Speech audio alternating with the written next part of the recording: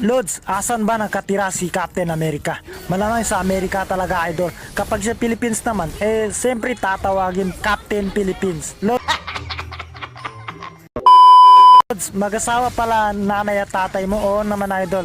Bunga ng pagmamahala nila ay ako. Ako na yun, idol. Idol, kung may dato puti, may dato itim ba? Sa hindi pa nakakalam, yung dato kasi sa Muslim, lalaki. Pero kung sa ibang tribo, ay yun ay tagapamahala ng isang lugar. Ibig sabihin, mga idol, meron puti, meron itim. Pero sa produkto, idol, wala pa akong nakitang dato itim. Dato puti, meron. Idol, ang tawag ba sa maliit na duck, pandak? Ba't napunta tayo sa pandak, idol? Konting respeto naman sa mga pandak. Ang tinatanong mo, yung duck.